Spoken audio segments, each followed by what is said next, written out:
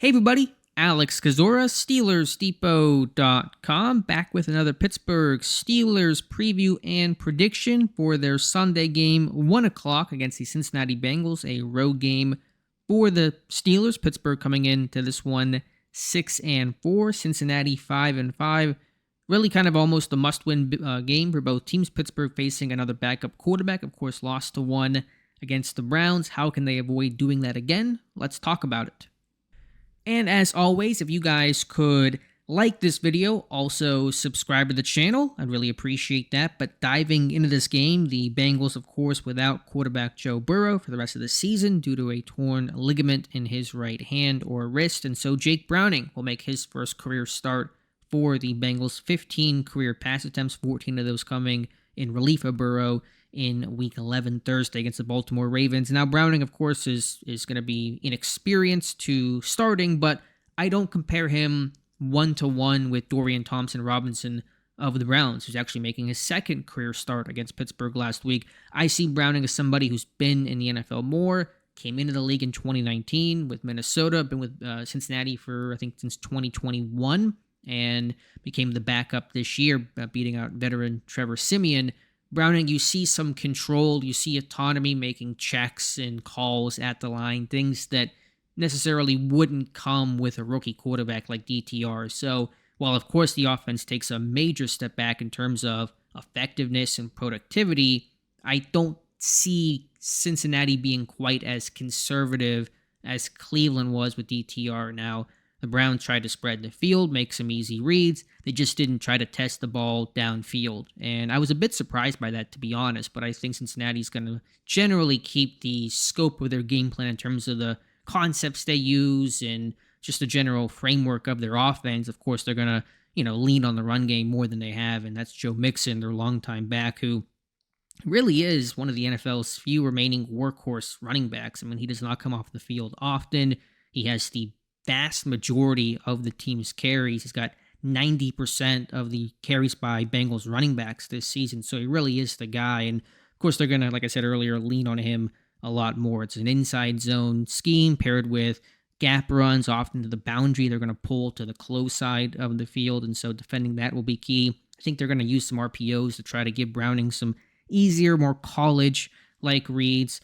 He's not a great athlete, but he can run a bit. He had 40 yards rushing against Baltimore in the second half of that game. He escaped when he had to in a couple instances. So I don't want to just assume, okay, it's backup quarterback first career start. That offense is going to go completely into a shell. I don't think they're built that way. I think Browning's going to be able to, have more freedom and be able to be given the opportunity at least to make some more plays.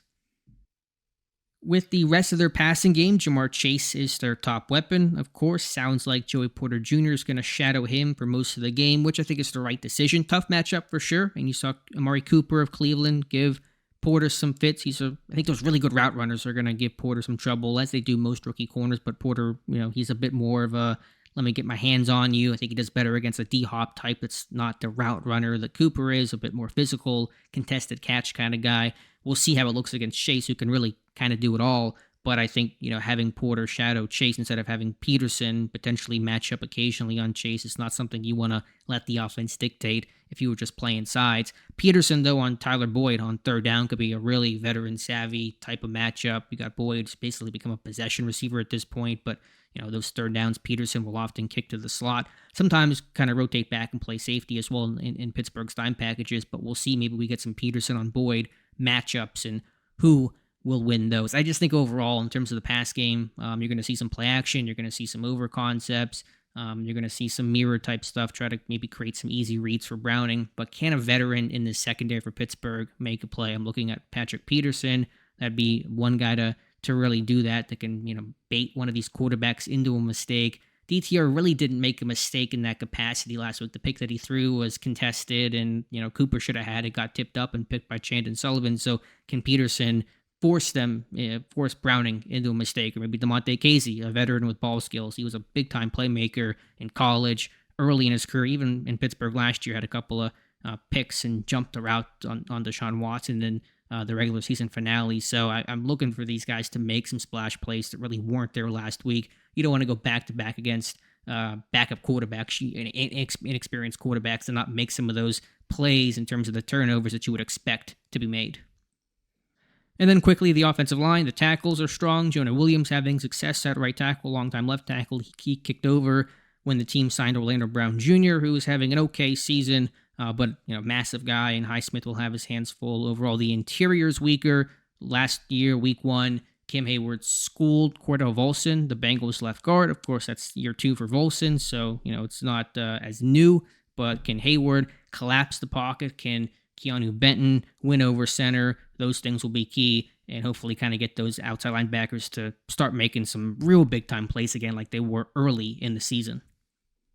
Bengals defense is not nearly as strong statistically as it has been in recent years. What's interesting about them is I think their front 7 on paper, the individual names are really, I think, talented guys, whether you're talking about Trey Hendrickson or DJ Reader and BJ Hill. If he plays, I think that he will, but I don't know that to be a fact. Sam Hubbard, if he gives it a go, he's a guy that I think is one of the most underrated players in the NFL across the board. The off-ball linebackers in Logan Wilson, Jermaine Pratt, those guys are just playmakers. Pratt's really come on strong. Wilson, a pretty high pick out of Wyoming. He's one of the better and, again, underrated off-ball guys in football that always seems to make a play against the Steelers. And yet, their run defense is one of the worst in football. They average 5.0 yards per carry. They allow big plays, so those things really don't seem to mesh up well. And I can't tell you exactly why that is. I do think there's a chance to, maybe they over pursue some plays a bit. We talked to a Bengals beat writer on the podcast Friday, and he kind of had that point. So,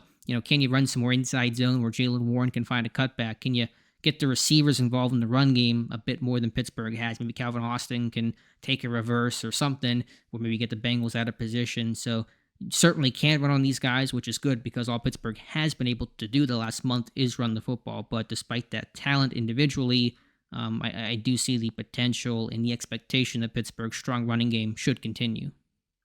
The secondary for Cincinnati is certainly going to be a question area for them. I think one reason why you've seen that defense step back is they lost their 2 stud safeties in Jesse Bates, who went to Atlanta, and Von Bell, who went to Carolina. They had a plan in waiting to replace at least Bates when they drafted Dax Hill 2 years ago in the first round, and he's filled in and he's played well. The numbers look good overall, but I just think losing those guys has created some problems for them, and they will be without their top corner. And Cam Taylor-Britt, with a quad injury, did not practice all week. I should have mentioned, too, for the offense, T. Higgins is out for Cincinnati. He's been dealing with a hamstring injury for a couple of weeks, so that really kind of puts the focus on Chase even more. But yeah, the secondary, is something you can take advantage of. Of course, we had the same conversation with Green Bay when they lost Jair Alexander for that game, and Pittsburgh's passing game did little, although the focus was on the run game. They ran for 205 in that game. So hopefully this new look, whatever tweaks and adjustments get made with Eddie Faulkner and Mike Sullivan taking over, offensive coordinator and play calling duties respectively, that can make a change, make a difference, maybe bring a spark to this offense. You've kind of seen that with some other coaching changes. The Bills, when they fired Dorsey, they got a spark. The Raiders, when they cleaned house, they've kind of turned things around a bit and gotten a spark. So I really can't go in expecting or assuming this passing game to come alive despite Taylor-Britt being out. But we'll see. They have a rookie corner in DJ Turner, a smaller guy. Can you get Pickens on them? Can you get Johnson separating from him? On paper, they should. You'd like to think that they can, but we'll have to wait and see.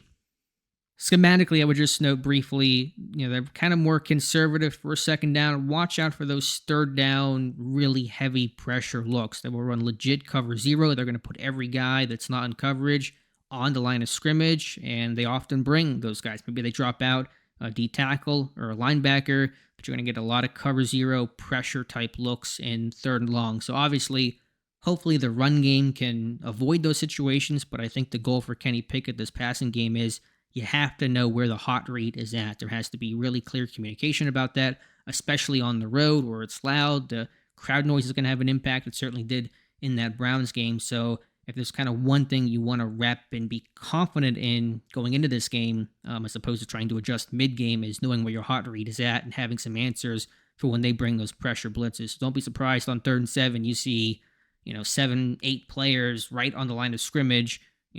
Are they going to blitz? Are they not? Are they bluffing? It's hard to say. Usually they bring those people. They will bring their defensive backs and try to create some havoc up front. The pass rush overall, The numbers aren't gaudy, but this talent, Hendrickson, is really good off the edge. Dan Moore's going to have to deal with him. Hubbard, is always, like I said earlier, had success against Pittsburgh, and they got a couple of good interior guys as well. But those pressure looks, that's going to be maybe the difference in this game.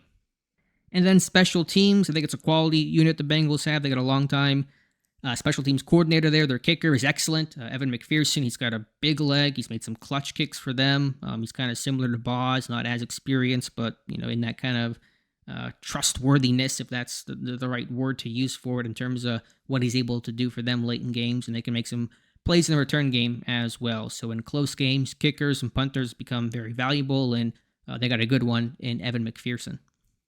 So for my prediction in this one, and it feels like the national media is really heavily on Pittsburgh, almost to a concerning degree, because I don't see many people picking Cincinnati. I think they're certainly capable of winning this game. Again, expected to be close, relatively low scoring, but I am going to go Pittsburgh as well. I guess enjoying the crowd.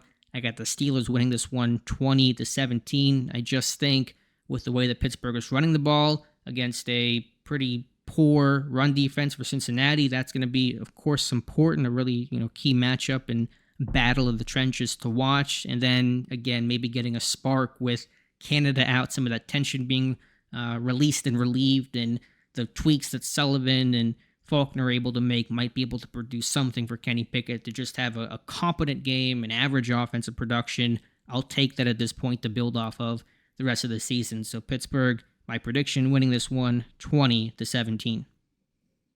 So let me know your thoughts in the comments below. Appreciate you guys watching. Again, please like this video. Please subscribe to the channel. I would really appreciate that. Again, thank you for listening. A lot of coverage for you guys, post-game all 22, game recap, all that kind of stuff over the next couple of days. So be sure to stay tuned to the channel, to the website, SteelersDepot.com, and we'll talk to you soon.